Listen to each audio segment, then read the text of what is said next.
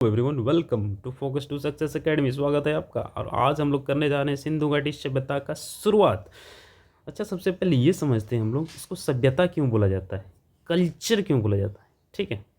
Civilisation क्यों बोला जाता है, वाई, बिकॉज जो आर्कियोलॉजिस्ट होते हैं उन्हें कुछ विशेष प्रकार के ऑब्जेक्ट्स, ग्रुप ऑफ ऑब्जेक्ट्स मिले जो कि डेफिनेट स्टाइल में थे, एक ही शैली के वस्तुओं का समूह का मिलना, ठीक है, किसी निश्चित भौगोलिक क्षेत्र में। ये है भौगोलिक क्षेत्र सिंधु घाटी सभ्यता का। यहाँ पे विशिष्ट प्रकार की वस्तुएं मिली हैं। क्या क्या मिली हैं मैं आपको दिखाता हूँ। ये देखिए आपकी स्क्रीन पर, ये है सील। ये क्या है, सील, मुहर जिसको बोला जाता है, मुहर, ठीक है। ये पशुपति का सील है, ये भी मिला है। ये देखिए एक श्रृंगी पशु, यूनिकॉर्न एनिमल का सील है, ये भी मिला है खुदाई के दौरान। हर एक जोग्राफिकल एरिया में जहाँ जहाँ खुदाई हुआ ये सीलें यानी मुहरें पाई गई हैं, ठीक है। इसको बोला जाता है बीड्स यानी मनके, खुदाई के दौरान ये भी मिले हैं। फिर आप देखिए ये वही सेम एक श्रृंगी पशु, यूनिकॉर्न एनिमल का सील है, ये मुहर है, ये भी मिला है। फिर आप देख सकते हैं ये वेट्स हैं, वेट्स यानी बाट। अरे वजन करने में जो यूज़ किया जाता है भाई, सब्जी लेते हो ना, बाट, बाट, that is called weights. Stone blades मिले हैं, स्टोन ब्लेड्स मिले हैं, पत्थर की ब्लेड्स हैं ये, ठीक है। ये देखिए ये सील मिले हैं। और ये सबसे इम्पोर्टेंट बात, बेक्ड ब्रिक्स यानी ईंटें मिली हैं। बेक्ड ब्रिक्स यानी पकी हुई ईंटें मिली हैं हर एक जगह से। तब पुरातत्ववेत्ताओं को लगा कि ये कल्चर है भाई, एक मतलब शहरी सभ्यता है, लोग यहाँ के सभ्य थे, उन्हें रहना आता था। और जो पश्चिम, जैसे वेस्टर्न कल्चर के लोग हमें क्या बोलते हैं कि ईस्टर्न, जो पूर्वी देश हैं, ईस्टर्न कंट्रीज़ हैं, उनको रहने नहीं आता, उनका कोई कल्चर नहीं था। जो वेस्टर्न लोग गए हैं तो उन्हें कल्चर से हम लोग रूबरू कराएं, उन्हें कल्चर्ड बनाएं। लेकिन जब ये सिंधु घाटी सभ्यता खोजा गया तो उनके मुंह पर एक तमाचा था वेस्टर्न लोगों के यानी यूरोप के लोगों को, क्योंकि हमने उन्हें दिखाया कि भाई हमारे जो पूर्वज थे आपसे भी ज़्यादा कल्चर्ड थे। और ये कब की बात हो रही है, आप चौंक जाएंगे। ये बात हो रही है लगभग 4000 से 5000 साल पहले ये सभ्यता एग्जिस्ट कर रही थी भारतीय महाद्वीप में। जब इन वस्तुओं पे कार्बन डेटिंग का यूज़ करके टाइम पीरियड निकाला गया तो पता चला कि ये जो सिंधु घाटी सभ्यता है ये 2500 से 1750 बीसी में एग्जिस्ट करता था। ये सर्वमान्य डेट है। हालांकि एनसीईआरटी जो है, एनसीईआरटी के तहत इसका टाइम पीरियड 3300 बीसी से 1300 बीसी है और ये सर्वमान्य है, ठीक है। तो इसको 3 पार्ट्स में तोड़ा गया है। एक है प्रारंभिक हड़प्पा काल, प्रारंभिक हड़प्पा काल जो कि है आपका 3300 से 2600 ईसा पूर्व। तो प्रारंभिक हड़प्पा काल हो गया आपका 3300 से 2600 ईसा पूर्व, ठीक है। परिपक्व यानी मैच्योर्ड हड़प्पन एज 2600 से 1900 बीसी। ये क्वेश्चन पूछा जाता है, इसको एकदम रट लेना है। मैच्योर्ड हड़प्पन फेज यानी परिपक्व मुख्य शहरी हड़प्पा काल आपका 2600 से 1900 बीसी हो गया। उत्तर हड़प्पा काल 1900 से 1300 बीसी हो गया। तो ये है टाइम पीरियड। मतलब आप सोच सकते हैं कि 5000 साल पहले लगभग, अभी से जोड़ लीजिए ना, 4-5000, 4500 तो हो ही जा रहा है। इतना साल पहले हम लोग सभ्य तरीके से रहा करते थे। और ये इंग्लैंड वाला अंग्रेज आके बोलते हैं कि तुम लोग सिविलाइज्ड नहीं हो, ठीक है। हालांकि कुछ अंधविश्वास फैलता गया जिसके वजह से हमारे समाज में कुरीतियाँ बढ़ गई, ठीक है। जैसे वर्ण व्यवस्था है, बहुत सारा ऐसा चीज़ है जिससे जो सिविलाइजेशन है धीरे धीरे धीरे धीरे अमानवीय होता गया। तो चलिए आगे बढ़ते हैं। सिंधु घाटी सभ्यता को ब्रॉन्ज एज यानी कांस्य युग भी बोला जाता है। क्या बोला जाता है इसे? कांस्य युग, ठीक है, यानी ब्रॉन्ज एज भी बोला जाता है, ठीक है। और इसका नामकरण यानी नेमिंग, सिंधु घाटी सभ्यता जो हम लोग बोल रहे हैं, इसका नामकरण करने वाले हैं जॉन मार्शल, ये ध्यान देंगे, ठीक है। जॉन मार्शल उस टाइम के भारतीय पुरातत्व सर्वेक्षण के डायरेक्टर जनरल थे, मतलब ASI archaeological survey of India के DG थे, डायरेक्टर जनरल थे जॉन मार्शल, ठीक है। और इससे इम्पोर्टेंट फैक्ट एक मैं ऐड कर दूंगा कि जो आर्कियोलॉजिकल सर्वे ऑफ इंडिया है, भारतीय पुरातत्व जो है, उसके जनक के नाम से कौन जाने जाते हैं? उनके जो फादर हैं, किसके? भारतीय आर्कियोलॉजी के यानी भारतीय पुरातत्व के जनक हैं अलेक्जेंडर कनिंघम। तो ये नाम भी ध्यान रखिएगा, अलेक्जेंडर कनिंघम, ठीक है। ये भारतीय पुरातत्व के जनक हैं, भारतीय पुरातत्व के जनक हैं। जैसे मैंने कहा कि ये इसको कांस्य युग में रखा गया है, तो आपको ये भी ध्यान देना है कि ये आद्य ऐतिहासिक काल में आता है, प्रोटो हिस्ट्री यानी आद्य ऐतिहासिक काल में आता है। ऐसा क्यों आद्य ऐतिहासिक काल में क्यों आता है? क्योंकि जो भी यहाँ पे स्क्रिप्ट मिला है, जो भी लिखा हुआ स्क्रिप्ट मिला है, उसको हम लोग अभी तक पढ़ नहीं पाए हैं, ठीक है। जो टेक्स्ट मिले हैं पत्थरों पे, मुहरों पे जो कुछ लिखा हुआ है, उसको हम लोग आज तक समझ नहीं पाए, पढ़ नहीं पाए, इसलिए इसको आद्य ऐतिहासिक काल में रखा गया है। प्रथम स्थल जो खोजा गया था सिंधु घाटी सभ्यता में, वो था आपका हड़प्पा। हड़प्पा की खोज किसने की थी? दयाराम साहनी ने की थी, ठीक है। बहुत इंपॉर्टेंट, कब की थी? 1921 में किया था, ठीक है। 1921 में हड़प्पा की खोज की गई थी, किसके द्वारा? दयाराम साहनी के द्वारा। ये हड़प्पा है कहाँ? ये है आपका रावी नदी के किनारे, रावी रिवर के किनारे है। कहाँ पे है? पाकिस्तान के साहिवाल ज़िले में है। अभी कहाँ पे है? साहिवाल डिस्ट्रिक्ट्स में है। इमेज में आप क्लियरली देख सकते हैं, ये है आपका हड़प्पा, ये है रावी नदी ऐसे बह रही है, ये है हड़प्पा। इसकी खोज किसने की थी? दयाराम साहनी ने की थी। कुछ इंपॉर्टेंट साइट्स आप देख लीजिए, बहुत ज़रूरी है।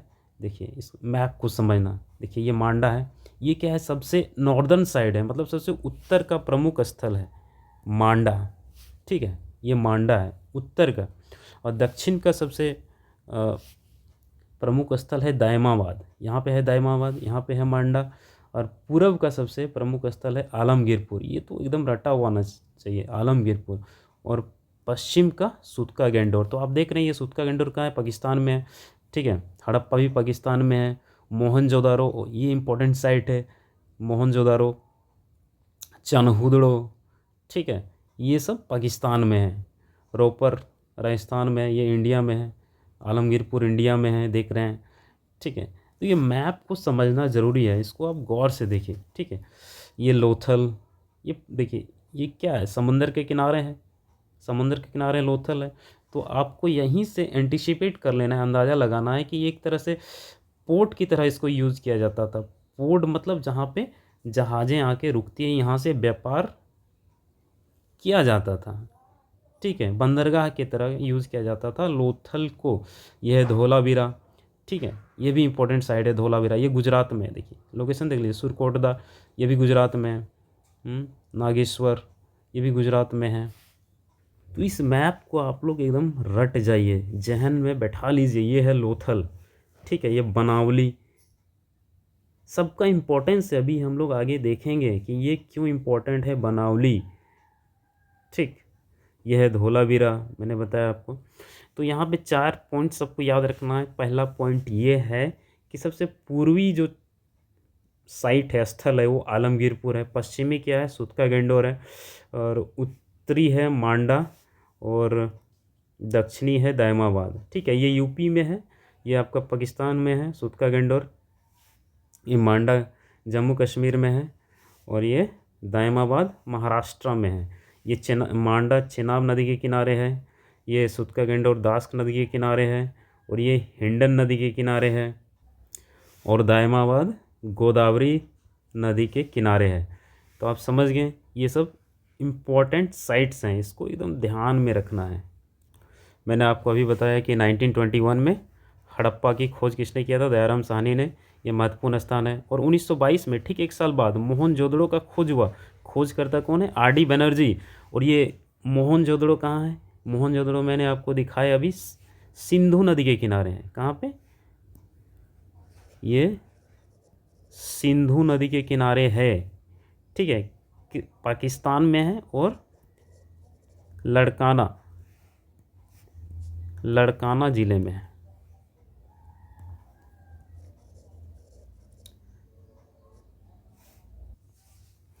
अब देखिए, लोथल समुद्री व्यापार के लिए प्राचीन बंदरगाह, समृद्ध धोलावीरा जल प्रबंधन के अद्भुत प्रणाली और संरक्षण, धोलावीरा में जल प्रबंधन का साक्ष्य मिला है। कालीबंगन में कृषि शिल्पकला की महत्वपूर्ण जानकारी मिली है। तो चलिए अब कृषि के बारे में देखते हैं, ठीक है।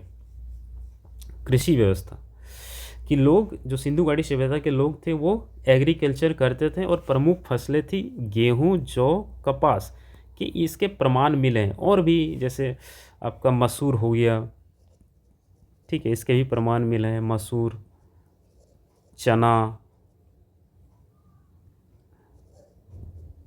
बाजरा, ठीक है, चावल, इसके भी साक्ष्य मिले हैं। लहसुन हो गया, ये भी। और सबसे इम्पोर्टेंट ये है कि कालीबंगान, ठीक है, अभी मैंने आपको साइड दिखाया था ना, कालीबंगान, वहाँ पे जुता हुआ खेत मिला है, ठीक है, नोट करेंगे, कालीबंगा में जूता हुआ खेत मिला है। कहाँ पे? कालीबंगान में। समकोण पर स्थित दो प्रकार की हल की लकीरें मिली है, जो दर्शाती है कि दो अलग अलग फसलें उगाई जाती थी। मतलब इस तरह से समकोण में हल चलाया गया था, ठीक। इसका मतलब दो अलग टाइप का फसल वहाँ पे उगाया जाता था। इस तरह के साक्ष्य मिले हैं। कहाँ पे? कालीबंगान में। और हल के साक्ष्य, यानी हल भी मिला है चोलिस्तान और बनावली में। देखिए, चोलिस्तान का जो एरिया है उसको ऐसे समझ सकते हैं, जो डेजर्ट एरिया है ना राजस्थान का और पाकिस्तान का, उसको चोलिस्तान बोला जाता है। आप समझ सकते हैं चोलिस्तान किसको बोला जाता है? तो डेजर्ट एरिया, मरुस्थल एरिया है पाकिस्तान और भारत का, उसको चोलिस्तान बोला जाता है। चोलिस्तान और बनावली में हल के साक्ष्य मिले हैं, ठीक है। कपास के प्रमाण मोहनजोदड़ो की खुदाई में मिले हैं।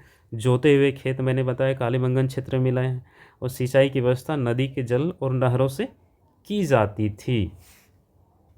एक इम्पॉर्टेंट फैक्ट, जो ग्रीस के लोग थे ना, ग्रीस यानी यूनान के लोग, वो कॉटन यानी कपास को सिंडन बोलते थे। क्या बोलते थे?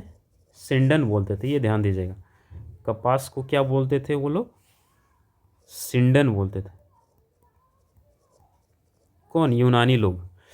तो सिंडन टर्म का यूज़ किया गया है यूनानियों के द्वारा कपास के लिए। तो ये है खेती से जुड़े हुए फैक्ट। और एक इम्पॉर्टेंट फैक्ट ये है कि जो लोथल था ना, लोथल और रंगपुर, यहाँ से चावल के साक्ष्य मिले हैं। आप ये ध्यान दीजिएगा, लोथल और रंगपुर से चावल के साक्ष्य मिले हैं। अब बात करते हैं सिंधु घाटी सभ्यता का नगर नियोजन यानी टाउन प्लानिंग के बारे में। देखिए, टाउन प्लानिंग में ऐसा है कि शहरी केंद्र था, एक शहरी सिविलाइजेशन था ये। मतलब गांव वाला कोई अवशेष नहीं मिला है, एकदम शहरी था। तो जो शहर होता था वो दो पार्ट्स में डिवाइड होता था। देखिए, ये जो पश्चिम में, और ये थोड़ा सा हाइयर होता था लेकिन छोटा होता था, इसको बोलते थे गढ़, गढ़ या नगर कोट। इसको क्या बोलते थे? गढ़ या नगर कोट बोलते थे, ठीक है। छोटा लेकिन ऊंचा, यह दीवार से घिरा होता था। आप देख सकते हैं ये दीवार से घिरा हुआ है। और ये अलग है, बाकी एरिया से ये अलग है। यहाँ से आप देख सकते हैं ना, ये पूरा डिफरेंट है। ये हो गया गढ़, और इसको बोलते थे निचला शहर। तो ये दोनों को सेपरेट किया जाता था दीवार से, फोर्टिफिकेशन होता था। और ऐसा अंदेशा लगाया जाता है कि सार्वजनिक उद्देश्यों के लिए, मतलब विशिष्ट लोग यहाँ पे रहा करते होंगे गढ़ में, इसलिए इसका निर्माण किया जाता था। और ये है आपका निचला शहर, ये बड़ा होता था, ठीक है। ये भी दीवार से घिरा हुआ रहता था, फोर्टिफिकेशन इसमें भी आप देख सकते हैं, इसको निचला शहर बोला जाता है। और ये यहाँ पे बोला जा सकता है कि आम लोग रहा करते होंगे, ठीक है। और एक चीज़, खास चीज़ आप देख रहे हैं, ग्रिड पैटर्न में इनका शहर बसा हुआ है, इनका घर बना हुआ है, इनका शहर बना हुआ है। ग्रिड पैटर्न, ग्रिड पैटर्न किसको बोलते हैं? इस तरह से जो 90 डिग्री में सड़कें एक दूसरे को काटती हैं, आप देख रहे हैं, ये इस तरह से, इस तरह से, इस तरह से हर एक जगह 90 डिग्री में काटा गया है। इस तरह से कंस्ट्रक्शन बनाया गया है। सोचिए सोचिए उस टाइम के इंजीनियर कितने ग्रेटेस्ट हुआ करते होंगे, इतना सुनियोजित शहर का निर्माण उन्होंने करवाया था। और पक्की हुई ईंटों का यूज़ करते थे, और ईंटों का जो साइज़ होता था 1:2:4, 1:2:4 होता था, ये भी ध्यान देंगे। लेकिन इसमें से कुछ एक्सेप्शंस हैं। एक्सेप्शंस क्या क्या हैं, चलिए बात करते हैं। देखिए, जो धोलावीरा रीजन है ना, धोलावीरा क्षेत्र, साइट, स्थल, ये गुजरात में है। यहाँ पे शहर 3 भागों में विभाजित था। हालांकि हमने देखा कि शहर जो है 2 भागों में विभाजित है। एक ये हो गया आपका गढ़ या नगरकोट, जिसको इंग्लिश में बोलते हैं हम लोग सिटाडेल, ये ध्यान दीजिएगा, सिटाडेल भी लिखा हुआ आ सकता है, या फिर एक्रोपोलिस। इसको गढ़ को हम लोग सिटाडेल या एक्रोपोलिस बोलते हैं, जो कि पश्चिम में होता था, ऊंचा होता था, छोटा होता था, ठीक है। यहाँ पे विशिष्ट लोग रहते थे। और ये हो गया आपका निचला शहर, फिर से मैं रिवीजन करवा देता हूँ। निचला शहर ये बड़ा होता था, यहाँ पे आम लोग रहा करते थे, ठीक है। और ये नीचा होता था। तो एक्सेप्शन ये है कि जो धोलावीरा है ये 3 भागों में विभाजित था। और चनहुदड़ो जो कि पाकिस्तान में, यहाँ पे सिटाडेल और एक्रोपोलिस नहीं था। बहुत इंपॉर्टेंट है, धोलावीरा गुजरात में, चनहुदड़ो पाकिस्तान में है। धोलावीरा 3 भागों में विभाजित था। चनहुदड़ो, गढ़, सिटाडेल, एक्रोपोलिस यहाँ पे नहीं था, ठीक है। गढ़ या एक्रोपोलिस यहाँ पे नहीं था। मोहनजोदड़ो से ये विशाल स्नानागार मिला है, ठीक है। ये सैंधव सभ्यता की सबसे बड़ी इमारत है, जिससे मध्य में स्नान कुंड है। देखिए यहाँ पे क्या है, स्नान कुंड है। अच्छा, ऐसा क्यों हम लोग क्यों ऐसा बोल सकते हैं कि ये स्नान कुंड है? क्योंकि इधर कोने में ना वाटर आउटलेट्स हैं, मतलब पानी निकासी के छिद्र बनाए गए मिले हैं, ठीक है। तो ये है मोहनजोदड़ो का विशाल स्नानागार। ग्रेट बात, इसका जो लंबाई है वह है आपका 12 मीटर, ठीक है, नोट करेंगे 12 मीटर। चौड़ाई है 7 मीटर, और ऊंचाई है 2.4 मीटर। 12 7 2.4, 12 7 2.4। अच्छा, इसका यूज़ क्यों किया जाता था? धार्मिक पर्पस से यूज़ किया जा सकता था, ऐसा हम लोग अंदाज़ा लगा सकते हैं कि रिचुअल बाथिंग के लिए, मतलब विशेष अवसरों में यहाँ पे स्नान किया जाता होगा। आप नोट कर सकते हैं, यहाँ पे देखिए दोनों तरफ से सीढ़ी बना हुआ है। इधर भी सीढ़ी है, हालांकि इमेज में नज़र नहीं आ रहा है, तो आप इमेजिन कर सकते हैं। दोनों तरफ से सीढ़ियाँ बनाया गया है, और चारों तरफ कमरे बने हुए हैं, कमरे, ठीक है, चारों तरफ कमरे बने हुए हैं, ठीक है।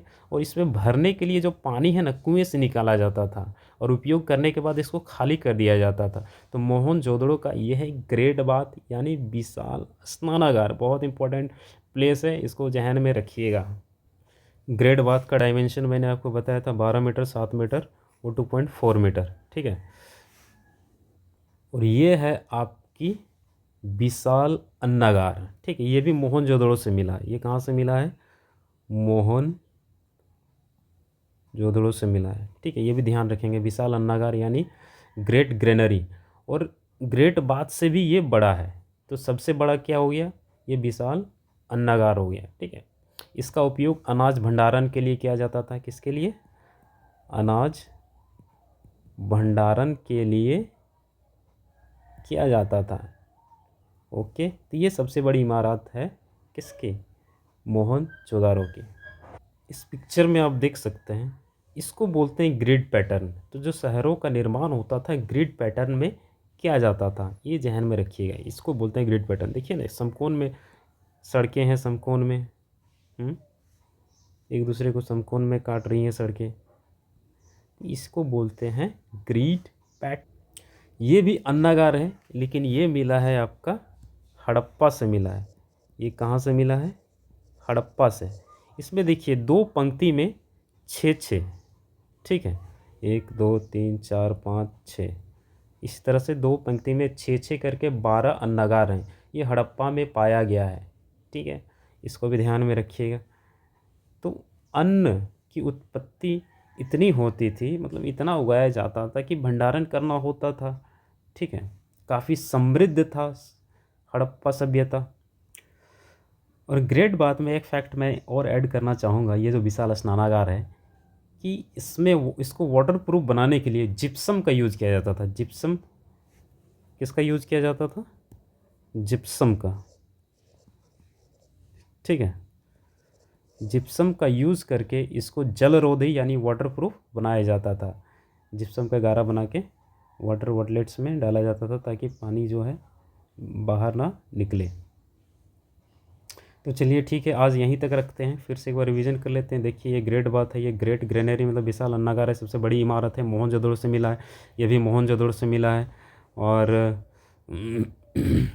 इसको ग्रेट पैटर्न बोलते हैं। यह है आपका हड़प्पा से प्राप्त, ये भी अन्नागार है। इसमें टोटल 12 अन्नागार हैं, 6 दोनों साइड में है पैरेलली।